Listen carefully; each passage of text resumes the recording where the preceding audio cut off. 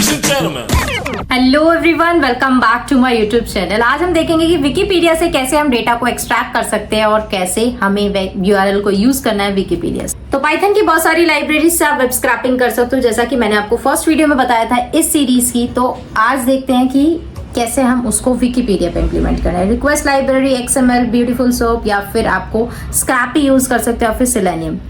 तो सबसे पहले आपको डेटा को लोड करना होता है, फिर आपको पार्स करना होता है, फिर एक्सट्रैक्शन होता है, फिर ट्रांसफॉर्मेशन होता है डेटा का। तो सबसे पहले मैंने एक वर्चुअल एनवायरनमेंट क्रिएट किया है, मतलब इंस्टॉल किया, और उसके बाद आपको सेलेनियम को इंस्टॉल कर देना है, देन रिक्वेस्ट को, देन URL लिब। तो सबसे पहले मैं एक बेसिक सा फॉर्मेट लिख रही हूँ, मतलब बेसिक सा कोड लिख रही हूँ, जिसके अंदर मैंने रिक्वेस्ट लाइब्रेरी का यूज किया है।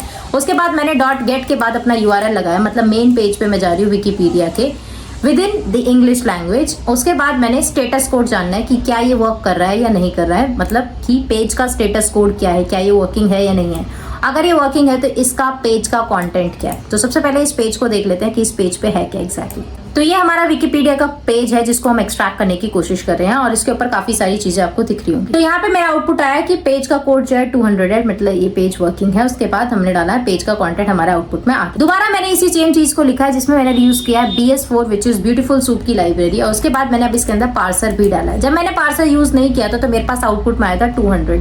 तो this is just to differentiate कि अगर आप पार्सर यूज करते हो और अगर आप नहीं करते हो तो क्या डिफरेंस आने वाला है। सिर्फ रिक्वेस्ट लाइब्रेरी से आपके पास डाटा आया, बट जो कि एक ऐसा डाटा है जिसके अंदर आपको कुछ चीजें इतनी क्लियरली नहीं दिखेंगी, HTML फॉर्मेट में नहीं होने वाली है। मैंने उसी डेटा को HTML फॉर्मेट में कन्वर्ट करना है। मैंने पार्सर कनेक्ट किया इसके साथ, मैंने सेम वे में मैंने पेज लिखा है, .get लगाया, उसके बाद URL डाला है, स्क्रैप किया वेब पेज को ब्यूटीफुल सोप डाल के page.content HTML पार्सर। इसके बाद मैंने prettify लाइब्रेरी का यूज करके इसको प्रिंट कराया। soup.prettify क्या होता है? prettify मतलब एक स्ट्रक्चर्ड फॉर्मेट में HTML को अच्छे फॉर्मेट में दिखाने के लिए आप prettify को यूज कर सकते हो। इसमें आप देख सकते हो पूरा HTML का वेब पेज है, जिसके अंदर पहले HTML का टैग है, हेड टैग, मेटा वगैरह सब कुछ इसके अंदर मेंशन है। उसके बाद मैंने सेम चीज लिखी है जिसके अंदर हम soup.children फंक्शन का यूज करने वाले। मैंने इंपॉर्टेंट लाइब्रेरीज को इंपोर्ट किया है, पार्सर लगाया है, रिक्वेस्ट करा है, उसके बाद मैंने यहाँ पे लगाया। उसके बाद मैं एक पर्टिकुलर टैग को फाइंड करने वाली हूँ HTML के पेज में। तो मैं यूज करने वाली हूँ P टैग। P टैग का मतलब होता है पैराग्राफ का। जहां पर भी आपको पैराग्राफ दिख रहा है, मतलब विकिपीडिया जो है फुल ऑफ पैराग्राफ होती है मेनली। तो जैसे अगर आप ये वाला पेज देखोगे तो उसके अंदर पैराग्राफ ज्यादा होते हैं, तो वैसे ही मैंने इसमें P टैग का यूज किया। तो P टैग मैंने यहाँ पे लगाया soup.findAll। सूप मतलब ब्यूटीफुल सोप का ये वाला जो स्क्रैप्ड वाला डेटा इसके अंदर है। उसके बाद मैंने डाला findAll P। जहाँ पे भी P दिखेगा वो हमारा आउटपुट में आ जाएगा। तो अगर आप नोटिस करोगे इस वेब पेज के अंदर तो हमारे पास 1 2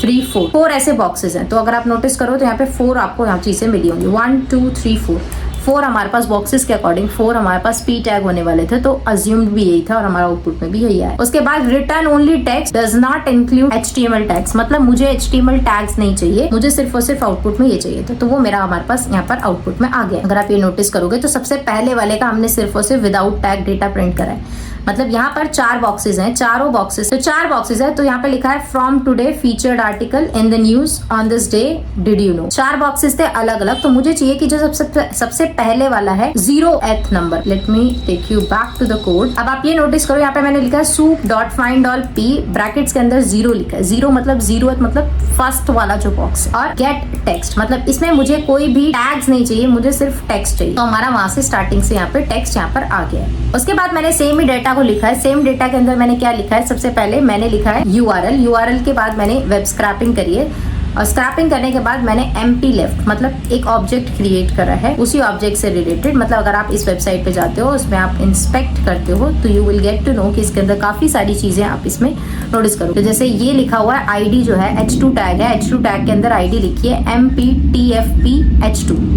तो वही मैंने यहाँ पर लिखा है क्लास के अंडर, ताकि मैं इस पर्टिकुलर टैग को फाइंड कर सकूं। उसके बाद मैं उसको प्रेटिफाई करके रिजल्ट प्रिंट कर सकूं। तो अगर आप देखोगे तो H2 टैग के अंदर क्लास जो हमारी ये यूज हुई है, ID भी हमारी ये यूज हुई है। जहां पर भी MPH2 था वो यहाँ पे प्रिंट हो चुका है MPH2 से रिलेटेड। तो ऐसे करके आप वेब स्क्रैपिंग कर सकते हो विकिपीडिया वेबसाइट पे। आपको विकिपीडिया वेबसाइट पे काफी ज्यादा टैग्स पे वर्क करना पड़ेगा, क्योंकि विकिपीडिया जो है फुल ऑफ टेक्स्ट है। मतलब इसके अंदर बेसिक टैग्स ही आप फाइंड करोगे, जिसमें H2 हो सकता है, H1 हो सकता है, H6 तक हो सकते हैं, पैराग्राफ टैग हो सकता है, एंकर टैग्स हो सकते हैं, टाइटल हो सकता है। तो लिमिटेड टैग्स होते हैं, बट जो वेबसाइट होने वाली है वो बहुत लेंथी होने वाली है। तो जब आप इंस्पेक्ट कर रहे हो वेबसाइट को तो बी फोकस्ड। तो अगर आपको ये वीडियो पसंद आई हो तो don't forget to hit the like button and subscribe to my channel.